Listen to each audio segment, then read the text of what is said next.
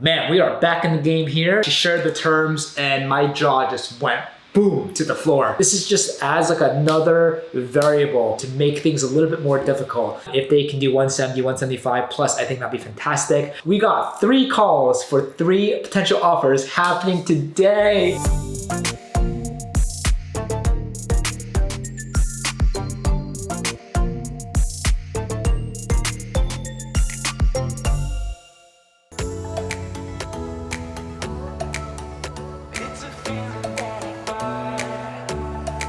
Welcome back to another week in the life video where I show you what I do as a recruiter in the technology industry every single day and week. There's no hype, just straight up recruiting and really taking along for the ride to see what sort of crazy, challenging, and exciting situations we find ourselves in. And if you've been watching for a long time, welcome back. If you're new here, welcome. My name is Preston, been around for about 7 years as a professional recruiter and just loving every second of it, and I'm grateful. But coming into this week, it is now officially the final week of May. I hope all of you guys have crushed and surpassed your goals. It's been an absolutely stressful and hectic and productive month. Still desperately trying to close 2 big deals. Hopefully we got some big updates for you later in the week. Right now, the first half of the year is almost over. And so I hope that you guys have crushed your wildest successes and dreams. And like you, I'm now focused and excited about making the second half of this year just absolutely epic. And if you vibe with me, if you're excited and you're focused more than ever, please feel free to like, subscribe, click that bell. Really helps us out with the algorithm, but most importantly, gives us all the excitement and focus needed to do the best that we can every single day. Feel free to also give me a shout out on Instagram. Be happy to shout you back as well. But we got a lot of calls to do. I think we have 15 candidate calls. As you've seen from the previous 2 videos, we have outstanding 2 offers that I'm desperately trying to close as much as possible. So I hope I can give you some more added insight onto what's going on there. But aside from that, my focus is on software engineering, product and marketing, and just doing the best that we can. And right now, had a great long weekend. Hope you all had one too, especially if you're here in the US, well rested, ate a lot, and now just feeling good, feeling fresh, and ready to crush this week. Let's make it happen. All right, so if you've been watching last week's video, you would know that we have an outstanding recruiter possible offer happening, and the company has officially extended an offer, but the candidate has a lot of questions, not to mention having a lot of family and personal difficulties. Like her mom just came out of a big surgery, and I think they're experiencing some complications due to recovery. So a lot of the things are just really naturally like a really hectic time for her and have a lot of distractions. But my candidate had a call with 2 other colleagues, another co-founder, another colleague on Friday that seemed to have gone well. And I'm still waiting to kind of hear back from the candidate to hopefully sync up with her just to see how everything is going on with her and the whole process. And if you have a candidate late in stages, it's more important than ever to have strong relationships with the candidates, having regular check-ins just to make sure you're on the same page and you're aware of any changes in the interview process or preferences or expectations, so that we can obviously go to bat, fight for them,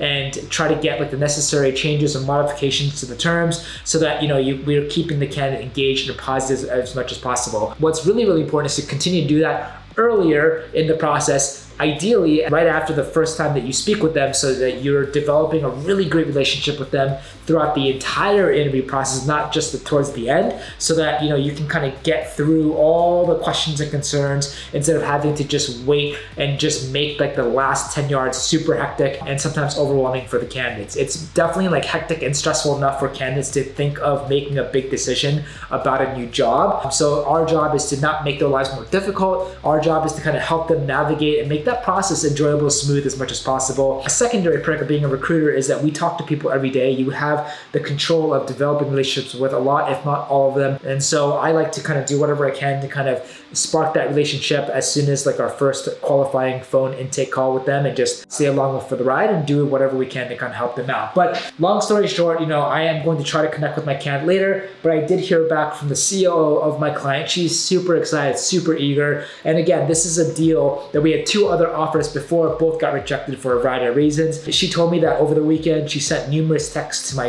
my candidate, like over eager. I wanted to send the gift to the mom, help them feel better. All of these are great touches, but it's, I think, coming to a point where it might be a little bit too much. First of all, the fact that my client wanted to send this candidate who hasn't officially accepted yet a gift to her mom. I think that's amazing. I think that's a great human touch, a personal element that we need to see more of. But it's very easy to go from a good gesture to like, oh my God, you're going too overboard, too creepy, too fast, too soon type of thing. After she let me know, and thankful that she did let me know, I just kindly respond back saying, hey, I think that's great, but let's just wait to see how everything's going, knowing that my candidate's also going through a lot of different just internal experiences and turmoil right now that she just has to process and battle with her current job, her family, her mom, and interviewing for new jobs. So we'll see what happens. I know that she's also talking to another company, so it's really down to like my client and this other company, and I just want to make sure that every interaction I have with my candidate, I reinforce with her that my job is to help her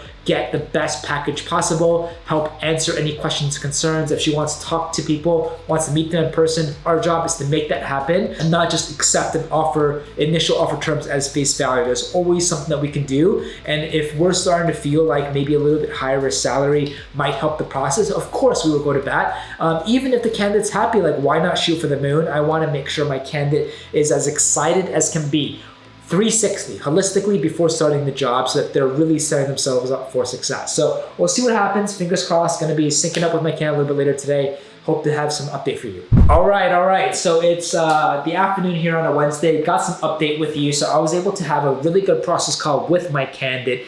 Couple of things. She's still in process with this another company. She's sending a bunch of questions to my client. They're doing a great job answering in a timely manner, which I definitely appreciate. Really makes that whole kind of last offer stage, experience great and positive, which is fantastic. But we did discover that, our candidate shared with us a new development, which is obviously never a good thing. She basically told us that her current jobs, when she chose to join her current job, she got a really generous sign-on bonus. Now, what she also did not realize is that there is a very aggressive clause within her offer letter from her current company saying that if she leaves within a certain amount of time, then she is obligated to pay back a portion of that sign-on bonus, there will be some sort of like clawback period. And usually I've seen this before. Many companies actually don't enforce it, but her current company recently had about 5-6 people that just resigned because the company is not doing really well, not good leadership, uncertain future. And as a result, they're kind of in a bind and in a pinch. And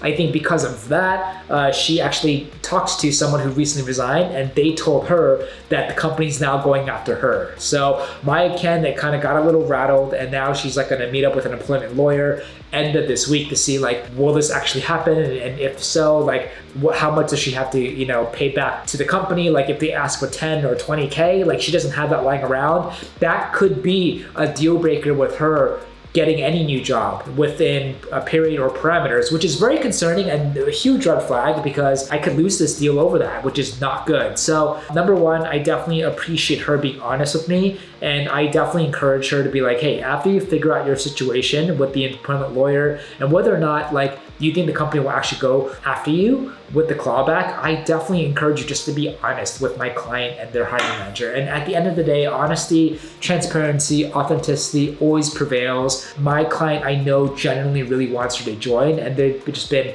amazing. Like they're willing to go up on salary, willing to answer any questions. And I think if she brings this up to them, like this is totally understandable, and this is something that happens all the time. And so maybe they'd be willing to offer her like higher salary to compensate for health benefits and maybe this clawback, but like this is just as like another variable at the final stretch here to make things a little bit more difficult. And I just want this to close as much as possible. So it's Wednesday.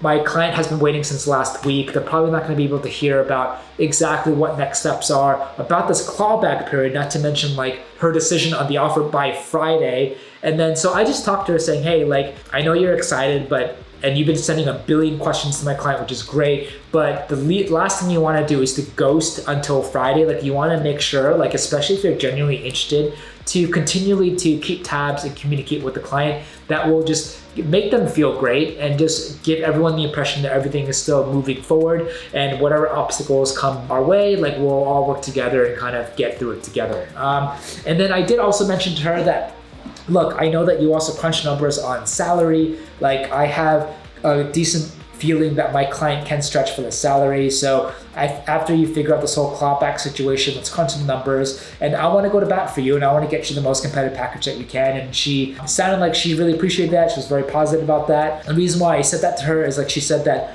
the other offer that she got from the competing company is basically the same salary. And so I knew off the bat, like if I could change the salary terms for my client, why not? And I know that there is a chance that there is some wiggle room here. And of course, if there is wiggle room, if my client moves the salary up, it gives my client an edge over this other company, which is a win-win anyway. But aside from my interest aside, like she also did mention to me that like my client is a little bit higher, ranks number one in terms of overall interest, in terms of like the position, the products, the space, her career. The only thing that's really a saving grace or a silver lining for the other competing company is that she'll be working with a person she worked before throughout her career. So it feels more comfortable, it feels safer, and I totally get it. Like getting a new job, having to like reacquaint yourself with new processes, let alone meet new people, is tiring. And so I understand, like mentally it's like, oh, like, you know, I don't have to deal with that. I can just work with someone.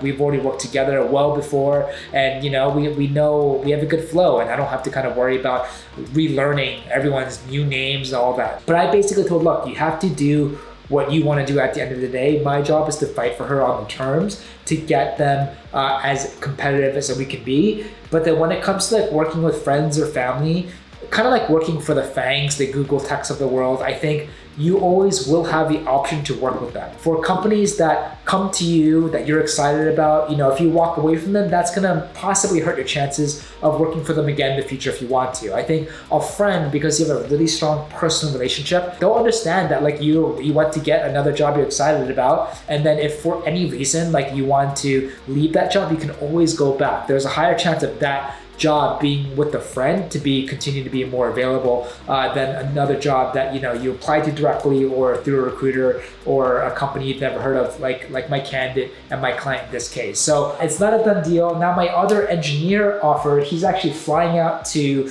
the office today, hoping that will in and of itself close him. He's gonna see the office space, he's gonna meet the team, he's gonna get all excited, drink like the Kool-Aid and I accept. I'm gonna try to sync up with him maybe tomorrow and hoping it goes well. Fingers crossed. But these two offers are taking much longer than expected, which is why my focus is on popping other offers and pushing other pipelines and not just relying on one or two things in recruiting, because anything can happen. If you're thinking about working for yourself, either as a solo independent recruiter or as a freelancer or contractor starting your own business, I think it's the best time to do it. Whether or not people are talking about recession, there'll always be a reason, there'll always be chatter on the markets that something's happening, that there'll always be an excuse not to do it. And I totally understand why people have a fear of working for themselves. They think it's risky, they think it's scary. But for me, it's all about like how you frame it and how you understand it. Essentially chalk it up to another life experience. So think of like, for example,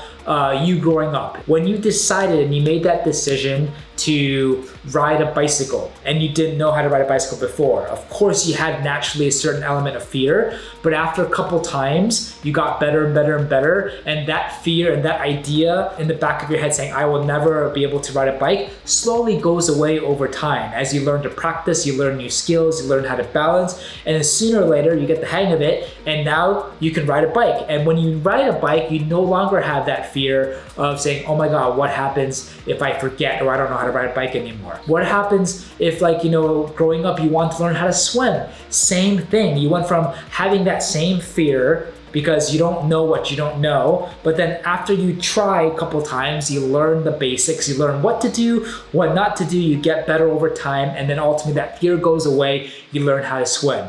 In my eyes, that's the same thing as working for yourself or starting a business. What happens a lot, and I've seen this with a lot of people, is that they would try once, they would fail, they give up, and never try again. And I think working for yourself starting a business is the same muscle experience, kind of like learning how to ride a bike for the first time, learning how to swim for the first time, learning how to go to school for the first time. It's the same thing. You have that natural fear of what if this fails? But then you continue to try, and the first couple times will be horrible, but you try again, and along the way you learn new skills, you learn new systems, you learn new tools, you get smarter, and then ultimately you get better at it. And all of a sudden that fear, while still there, you don't listen to it as much. You're used to it.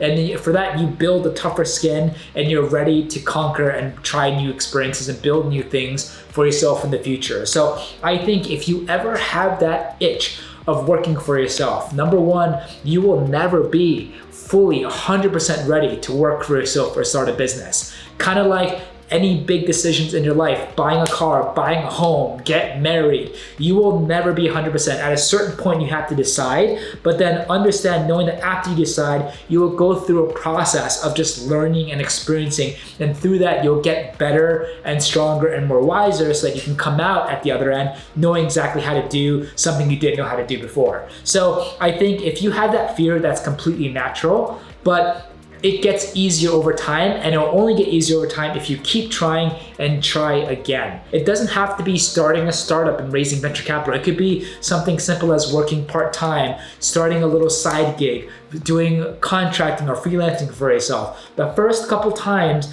you'll have a lot of fear because there's a lot of unknown, but once you kind of get started, you have action, you commit to it, then you'll learn throughout the process that it was something that was a lot more obtainable and feasible and less scary than you actually thought. So my advice is, if you have that idea, go for it. The first half of 2022 now is over. What are you gonna do for the rest of this year and next year? If you have any goals, go for it. Action first, and stop thinking about it and worrying about it. Because thinking about it, worrying about it, fear will always be there, but that will go away or lessen over time over action any day. Happy Thursday. Couple updates to share with you with our two offers. Number one, with the pending recruiter offer, we're still waiting on the candidate meeting up with her attorney. It's now through Thursday midday that I'm filming this. My client, the COO, the hiring manager there, is super excited and eager. I told her to calm down with texting my candidate, but she's been, I think, throughout the week answering a lot of the questions that my candidate has. I think at this point, my candidate has a lot of analysis paralysis, maybe a little bit of difficulty deciding which way to go, but I know that my candidate is genuinely excited about my client overall. I want to do whatever I can to help her make that right decision. So that we want to fight for her salary. We want to try to get her to get all of her objections or concerns and questions answered, so that she's in a much better headspace to make a decision. And that's been our priority. And I was able to hear back from my candidate earlier, and she said that the offer for my client is 160, the competing offer is 170.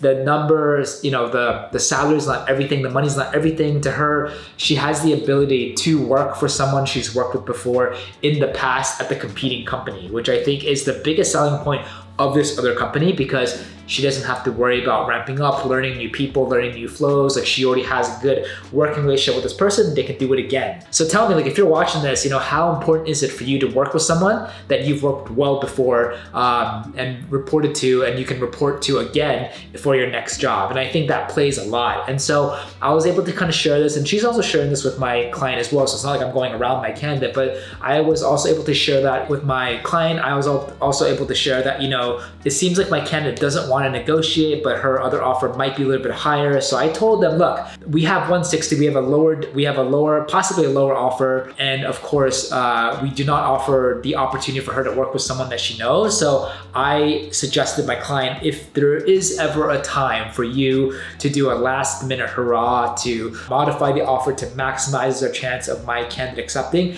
now is the time to do that. But they just have to frame it in a way where they're just so excited and they want to get this done. So I think they might actually do that. They might actually increase the offer to salary. I'm not sure to what. If they can do 170, 175 plus, I think that'd be fantastic. And I think she even mentioned that she's willing to cover 100% of the insurance premiums for my candidate, which isn't the normal standard policy that they have. So I don't know how they can change that, but if they can do both, I think that makes my company a lot stronger, and there's a little bit less of a delta, a little bit less of a difference between the two offers. And my job is to get it as close to possible, and of course, Personally, I would love it nothing more than for my candidate to accept my client, but I know that we are battling a really big kind of point of contention is that, she doesn't have anyone that she's worked with before, and that seems to be swaying a lot of her emotions and decision-making process right now. So we'll see. We'll see if my client can kind of come forward. Now, with this other offer, with this other engineering offer, with this clean energy tech. So he just came back from the office. He went back home to Ohio. It's been a process with him, but this goes to show how I could have lost this deal a long time ago if I did not have a relationship with him. So when he got an offer, his biggest thing is I have cold feet. I don't want to travel to New York at all. And it just started to spiral, and I was able to calm him down, and then I was able to really understand what exactly does he want. He's unsure of. He had questions about the equity. We connected with the company. They cleared it up. He had questions about the salary. We got him a higher salary. He had questions about remote. We're able to get in writing from my client that it was their intention to make this fully remote, but they need him to come at least a couple times in the first couple months so that he can ramp up and meet new people. None of this would have been possible if I didn't spend my time to develop really strong relationships with him, to really listen to what he wanted, and then to listen to, more importantly, his concerns and his objections, and really do my best to get those answered. And so now he's in a much better place where we basically addressed every single one of his concern. He has a much stronger offer right now. I think he's feeling even more excited because he actually went to the office space yesterday to see the founders, the team, and the space and the product in person to make it real. And now it seems like the only other outstanding concerns or questions he has is the benefits, and that's the only thing he's waiting on. But you can see how he had a whole list of concerns, and our job, whether you're agency side or in-house side, is to help navigate and get any questions and concerns answered so that the company or so that the candidate is in the best space to make a decision to accept, hopefully, an offer for yours. And the way that you can tip the needle is try to make every single term as competitive as possible. And that's what I'm doing with the recruiting offer. That's what I'm doing here, just fighting as best as I can because I know deep down inside, both my candidates really love our positions. But, one is a big move. One, there's a lot of question marks, and it's our job to make the question marks go away, to make, a cloudy sky as blue and crystal clear as possible, and having the sun shine on your client as bright as possible to make it so that you can make it crystal clear, and arguing that our client is the perfect Lego piece for what the candidate need and wants are. And I think that's a great metaphor. Recruiting is basically a Lego game. You have to understand what the candidate wants, what they're looking for. Can your client fulfill those? Ideally, if they can fulfill it 100%, if not at least 70, 80, 90%, that'd be ideal. But if it, for some reason, it doesn't fit right, our job is to make it and tweak it to fit right as much as possible so that both sides come out positive. All right, so happy Thursday. It's almost 5 o'clock and still pushing strong, but I love it when good news just comes out when least expected. So we worked with a really amazing health tech client of ours. We just placed a senior director role, massive deal, starting salary was $250. Upon placing that, they opened up a director of product role for me, and something that I've been constantly working on. And then I've been putting some good work into that, I would say, for about 3-4 weeks. And then I got an email saying that they're pausing this role, they're closing it out because they might actually hire someone internally. So that's kind of a bummer. But I just assumed that all the candidates that are still in process, that they're going to be notified by the company. Instead of that, they actually continued the process with candidates, and I just didn't really focus on it too much because they had quite a lengthy interview process because they're a pretty big team. With that said, though, I think things change internally because I just got an email from one of their recruiting managers saying, hey, we talked to one of your candidates, we like her a lot, and we want to move forward with references, which is amazing because I wasn't counting on this to happen because I just thought everything was just gonna phase out and sunset. Man, we are back in the game here, and then we're looking at 190, 200 plus for a salary. So it could still be another solid deal to kind of kick off tremendous momentum for the summertime. So I am really, really excited. I definitely needed this positive news, especially because it's just been a long day and I still have a bunch more work to do later today. But so far it's been a good week. One of my engineers also had another good interview earlier, and I'm making a lot of good progress with my targeting here. But this is what I just like to show you. This is honest and as transparent as I can be with recruiting or what our days look like. Most of it looks like me just sitting in this chair, at this table, in this room, all day, every week, just doing the best that I can. And speaking of that, I always appreciate you reaching out with your advice on how I'm doing, how I can do things better. I know that there is so many other great talent acquisition recruiting professionals that are part of our community that, I'm grateful for watching, that are way more experienced than me. I know, and I say this all the time, there's so much more ways I can grow and be better. And I'm all about self-improvement, self-development.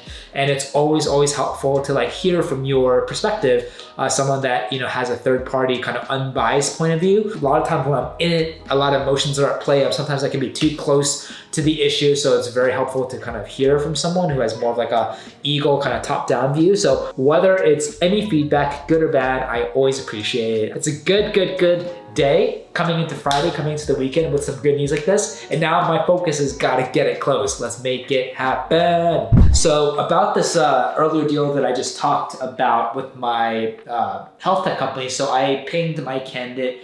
Surprisingly, my candidate had a couple minutes that she was free. So I just got off the phone with her and basically caught up to see how everything was going. And she's awesome. She had a bunch of time off from maternity leave, looking to kind of get back in the swing of things. Because she's awesome, she's interviewing at many companies. She has one offer that could potentially be a competing offer that I need to kind of be worried about. And she's also in final stages with other companies. Now, the great news here is that she told me that our client is clearly her number one choice, which is the great place to be. I know that she's making about 182 right now with 50% bonus. She wants something to be similar or a step up from that, which is roughly, the 190 to 200 to 210 that my client's targeting. So everything's well aligned. She loves the product. She loves the team.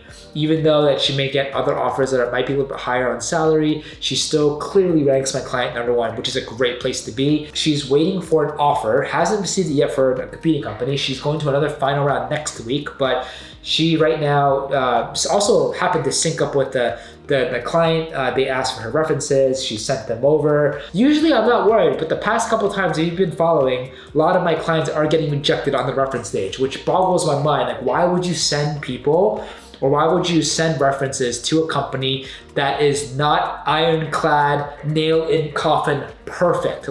You just have to think of 3 people that would say nothing but positive things about you. And how do people mess this up or choose people that are not going to do that for you? So speaking of references, a lot of times we do the reference calls ourselves. And for companies that have their own process that they want to do reference calls, we're totally happy and letting them drive all of that. And we just play more of an ancillary kind of supporting role. In this case, that is what's happening on occasion. And also depending on, again, companies, we do reference calls, and it's just a great way to kind of meet people, expand our book of business, but more importantly, kind of get a good POV of our candidates. And also we can be the first screen. So if a reference is not good, then we can kind of obviously ping our candidate, hey, this is what he or she said about you. Can you please send me another candidate before we send our notes to the client? So in this case, the client will be doing the reference calls. I hope they go well. 99% of the time they do, but it'd be great for them to kind of stretch here, come out with a strong offer, and let's get this closed and shut down. Come on, let's go.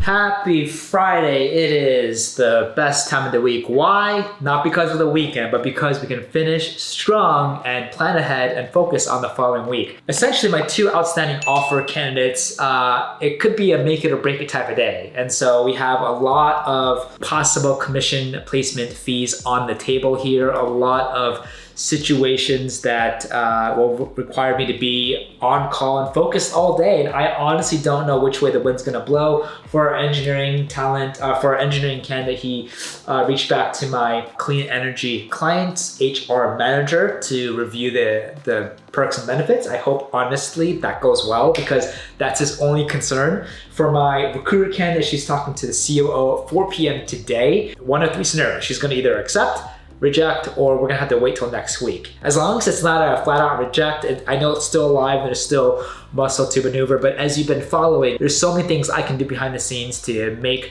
the offers better, to keep our candidates engaged. I'm just pulling all the stops and trying my best to see what we can do. But aside from that, we just got off one of our kind of old client of ours in the consumer goods space. They're blasting off, need help with a growth marketing analyst position.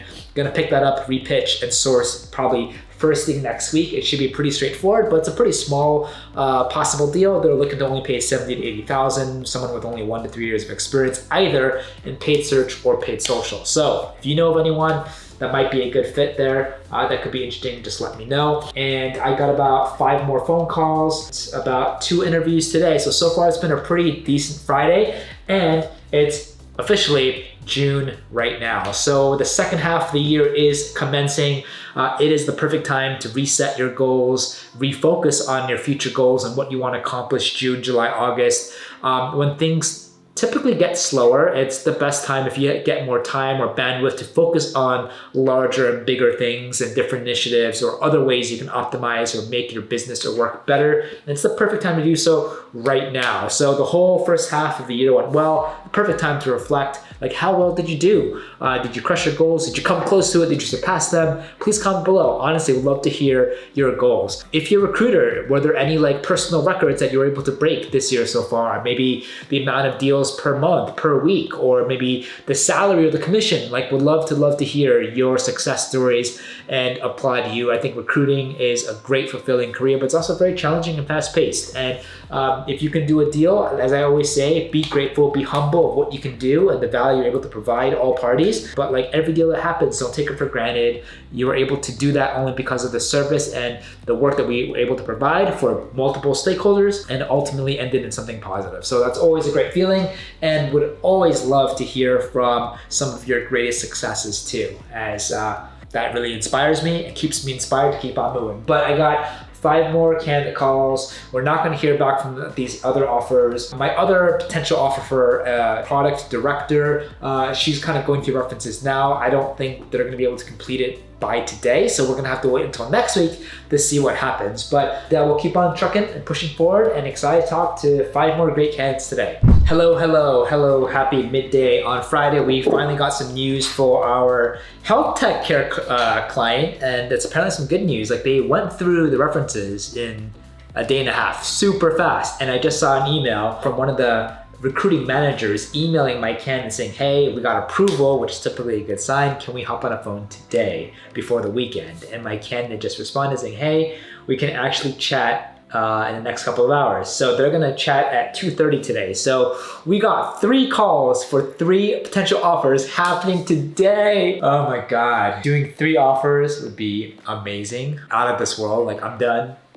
Should retire. Doing 2 would still be amazing. Doing 1, still great. Kind of sad that I lost 2. I'm feeling actually pretty good about this because she's coming out of maternity leave. She ranks my company clearly number 1. Everything's aligned, and she told me that even though she has a competing offer, she loves my client so much. So I think, assuming the offer comes out and it's within the parameters she's looking for, we have a solid chance of closing this one. It's gonna be a product director role, another massive one on a Friday, kickstarting June. That would be insane. So fingers crossed, hopefully with some good news. Oh my God, just heard back from my candidate. She just got the phone call, and this is with my director of product candidate for the health tech company. They verbally extended. I just got off the phone with her.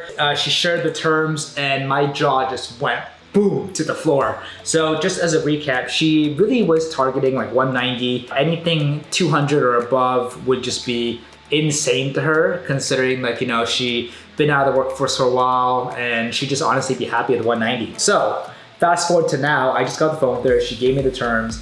The company did not offer her 190 or 200. They offered her $210,000. Not just that, they also offered her a 25% short-term bonus of the salary, which, just to make sure I do my math correctly, is about, wow, an extra $52,500 short term. And then she has an extra $189,000 long term over 4 years equally. That's an extra $47,250 annually. and then an additional annual long-term incentive, which makes her have a pretty amazing, lucrative package. But the kicker is, this is honestly coming on a Friday, so I am blessed and grateful, but it's at a position where I thought it was closed a long time ago.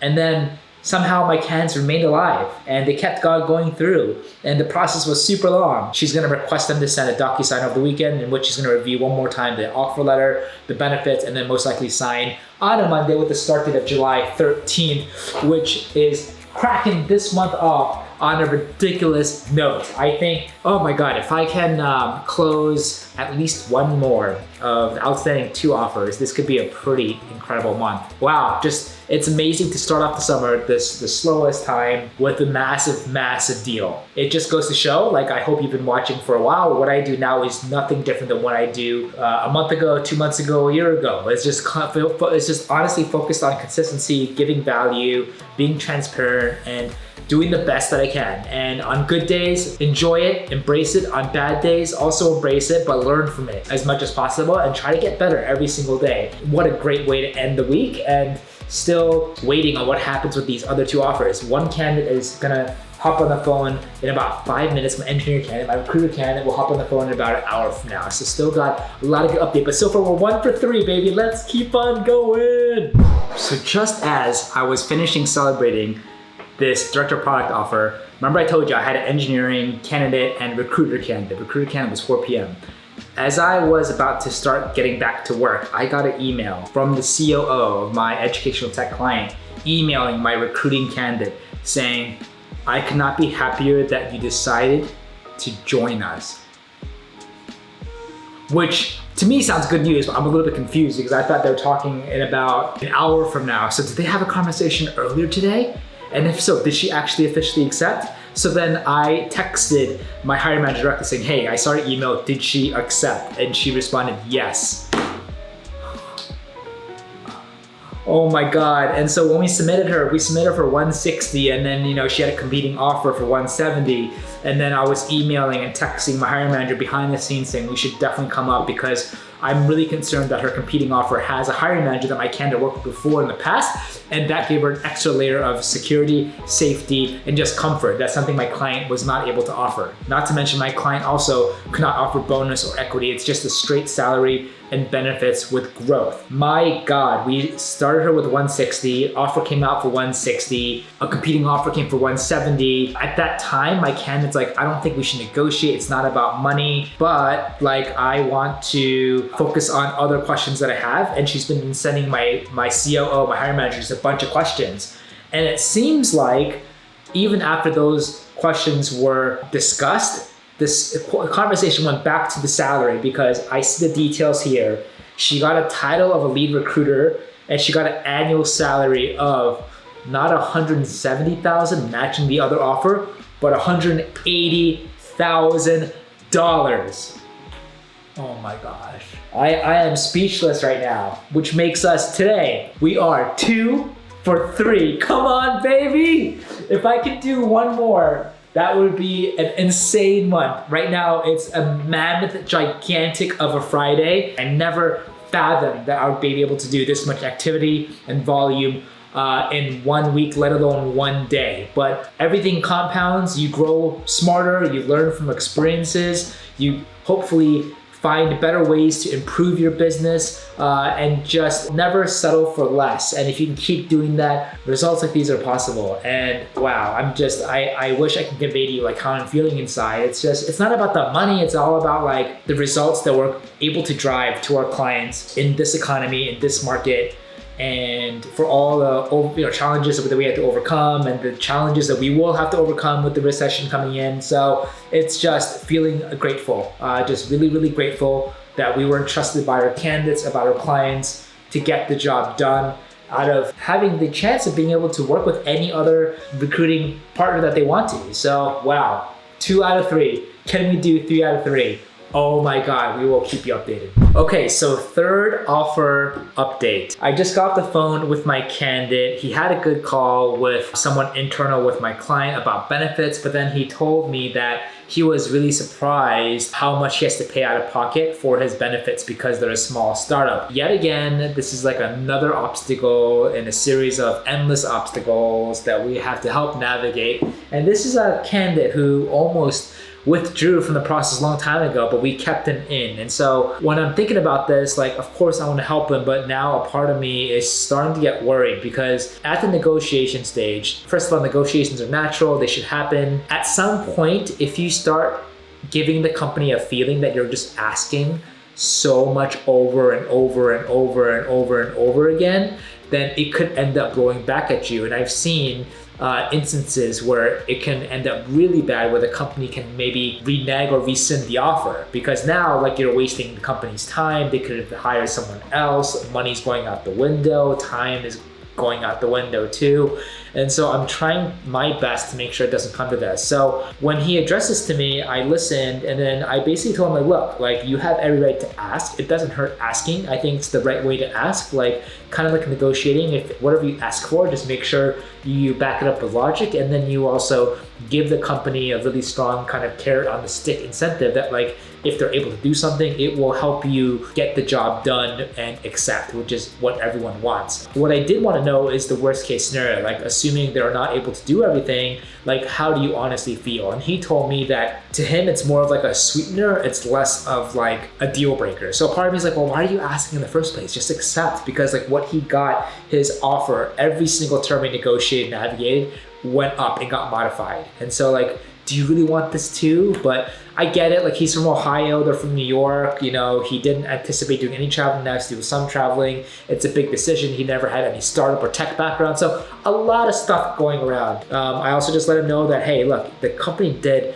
so much for you. Like, they bent over backwards more so than any candidates I've ever seen. And so, like, at what point is good enough for you? So at least I think the good news from this is that he told me that if nothing could be done, like, it's not a deal breaker, which is great, because I hope that still means like you'll accept the offer. And then now I have to communicate that directly to the client and then just put them together. So I emailed the founder, I texted him, we had a chat. He was understanding, but not really enthused or positive as expected. And he's like, look, like, your candidate's been asking for the whole 9 yards and then some, and we're doing whatever we can to accommodate him. And frankly, we don't think we can budge on this. And so that's not the news I wanted to hear. At the same time, I knew that, like, if nothing could be done, there's still a solid chance my candidate can still accept. So with a situation like this, it's always better for companies and candidates to talk directly. So I told the candidate to email the founder immediately and provide times today that they can chat, and hoping it goes well. And who knows, like, a lot of times companies with third parties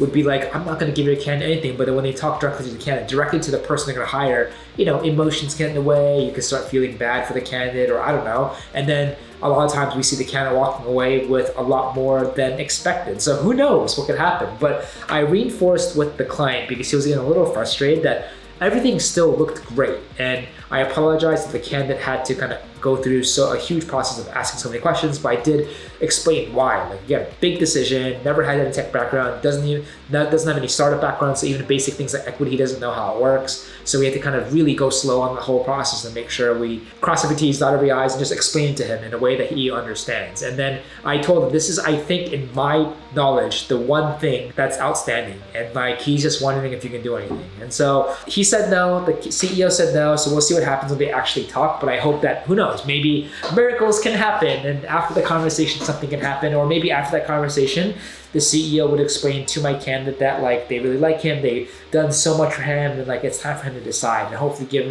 give my candidate that last minute push that he needs to accept. So waiting for this third offer. Then we'll be 3, 4, 3, but it is not without work. Like, it's almost 5 p.m. here on a Friday, and I am going to stick around until they have a chat, hopefully today. If they don't have a chat, we're might gonna have to close this until next week. It would have been amazing to kind of get this resolved today. So let's see what happens. Hello, it is Friday, 8:30 p.m. Now, if you're asking me why I'm filming this late in the evening, that's a good question. I wonder myself. I was honestly hoping to get some sort of news for this last third offer with this engineer with my clean tech company. About 30 minutes ago, the client, my CEO, basically sent my candidate email saying, hey, I can chat right now, please call me. And then I haven't heard anything for 30, 40 minutes later. And just when I was about to wrap up the week and believe that nothing was gonna happen, I'll have to wait until next week, I got an email from my candidate written to my client and CC'd me and other stakeholders. And it said, thank you so much for taking the time to speak with me this evening. I hereby officially accept the offer! Oh my God. 3, 4, 3 on a Friday. First month of the summer, first month of the second half of the year. Oh my God. Woo! Oh my God. And then, when I first talked to him, he wanted at least about a 200,000, and then we went through a bunch of negotiations, and then he ended up with a starting salary of $215,000, which makes today my personal record of closing the biggest amount of placement fees in one single day. And just when I thought it couldn't get any better with 2 deals, I am closing this day and this week off with 3, 4, 3. Absolutely mind-boggling. So pumped for all of my clients and my candidates, and just so happy and ecstatic that I chose not to back down. We chose to stay in the game, give as much value, think of out-of-box solutions, be creative, keep our candidates engaged, keep our clients engaged, and make it happen. There was a time where my engineering candidate almost withdrew himself because he was just getting so overwhelmed with everything. There was a time where another one of my clients at the ed tech company almost wanted to stop the interview process because she was almost getting pushed to her patience, having to go back and forth, answering hundreds of questions and waiting and waiting and waiting with no clear ending in sight. And there was even a time, even with this latest deal right here, where our client, our CEO, was also getting a little bit frustrated, saying, we are bending over backwards, and it just seems like my candidate is playing games with them, just trying to get the highest bidder, the highest offer numbers. And each time I had to go for the bat for my candidates and get my clients back at the table, get my candidates back at the table, and doing whatever I can to make sure that both pieces fit perfectly. As I said, wow, I would have been happy just with 1 deal today, but the fact that we did not 1, but 3 definitely warrants a celebration and deserves an awesome weekend. And I'm just absolutely speechless that we were able to make this happen. And it's still Friday, it still counts for this week, it's gonna count for this month, could become the biggest month of my entire recruiting career, and I just had my biggest day. So 2022, recession looming, you can still make amazing results happen. Never give up, always believe in yourself. Let's go. All right, guys, it's Friday, about a little after 9, and it's finally time for me to say thank you again for watching this week. We came in uncertain early in the week. We then started getting some better and better news, but none of these deals would have been done until choosing to stay in the game and doing whatever we can till the last minute. It wasn't smooth sailing for any of these deals. I fought for these deals, and it only until an hour ago where even I was communicating frantically with my engineering candidate, with my CEO, and just trying to put out fires, keep everyone calm, focused, positive at the table, and keep them engaged. I never would have thought that I would have been ending this week with a 3-4-3, making this my biggest day ever, possibly my biggest month ever here in June 2022, the beginning of summer, the slowest time of the year with a recession incoming and looming. So I know that I'm sure you're curious, but to me it's not about money, but because it's a personal record, and because if you are working for yourself and you're just starting recruiting, choose to believe in yourself and keep going. Keep it simple, and results can be extraordinary. And just to kind of show you what is honestly truly possible, here are the results. So for the first deal, our engineer ended up with a starting salary of $215,000, and this was agreed on a 20% commission fee. and then our entire take-home net would be $43,000. For the recruiter placement, her starting salary ended up becoming $180,000 with a fee percentage of 20%. That results in our net take-home $36,000. Lastly, our director of product candidate has a starting salary of $210,000 with a fee percentage of 20%, taking home $42,000, making today, Friday, a total of $121,000. Absolutely nuts. In recruiting, making 5 figures is a great month. Just one deal, if you can do that, that's an amazing month. It's a great life, super grateful, life is good. Trying to break that and get into the elusive 6-figure a month club was a dream that I had. And ever since I started documenting my career last year with you all, grateful and lucky to have been able to capture multiple 6-figure months, 6-figure weeks, and now my first 6-figure day.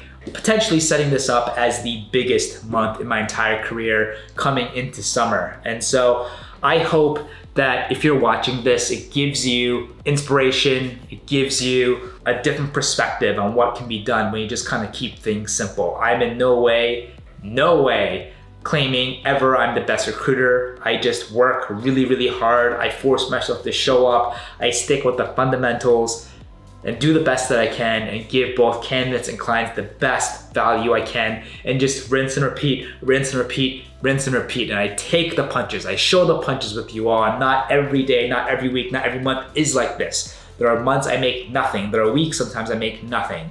And so the fact that I've had my biggest year and was able to capture it literally on camera, completely unplanned with you all last year, and now coming to this year and being able to still elevate and break records, it's just nothing short of just absolutely amazing and being really, really humble. And just goes to show that in recruiting, we get paid based on the value that we provide to the stakeholders. And we are middlemen, so it's not like you're just helping out one side, we're helping out 2 different parties and bringing them together. So this has been absolutely incredible. I am absolutely speechless. And honestly, if I can do it, you can do it too. And so if you feel like you're stuck, just keep going. If you feel like, you're plateauing, there are always ways for you to audit your business. Like, what's going wrong? Is it the candidate side? Is it the client side? Is it how you're outreaching, your messaging? Is it maybe not having the best experience developing and maintaining strong relationships with the interview process? I think recruiting, and I'm trying to show, is a business based on relationships. I think you can still do well and make a lot of money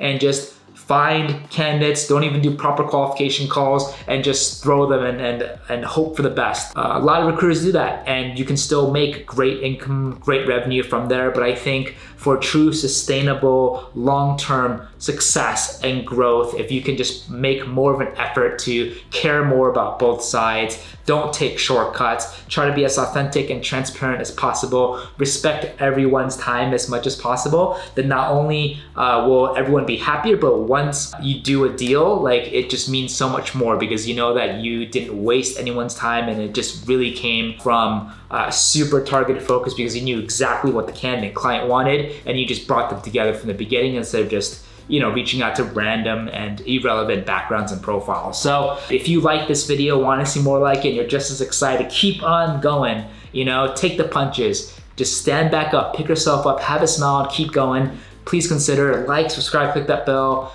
It really helps us out a lot, means a lot, helps me have that energy and focus for making these videos and doing my best next week. More importantly, it's for all of us to work together to collaborate. And speaking of collaborating, I think recruiting, especially on the agency side, it's so easy just to only focus on our business, not care about any other recruiters. But I hope that if we can all just pick our heads up in the sand and look around, we can all have a lot more value to offer to our candidates and clients. If we work together, we partner together, we collaborate together. If If you're a recruiter with a great track record, you have struggling open roles, you have great talent that you want to present to more opportunities, please reach out to me. If you are thinking about recruiting, you're starting the recruiting journey, reach out to me as well. We'd love to hear your journey and would love to help in any way that I can. But as you know from these videos, my time is very limited, so it's very difficult for me to do ad hoc calls. But if you have simple questions, feel free to hit me up on our free Discord channel on YouTube, Instagram, or even here on YouTube in the description box below. But I am absolutely flabbergasted. I can't believe that we did what we were able to do with you all. This is me finally checking out on Friday. Again, please feel free to reach out to me. We'd love to meet all of you and would love to hear your success stories and your testimonials in whatever markets that you're in. Don't forget to join our free Discord channel. It's absolutely free, just a really great, safe, fun place for other like-minded individuals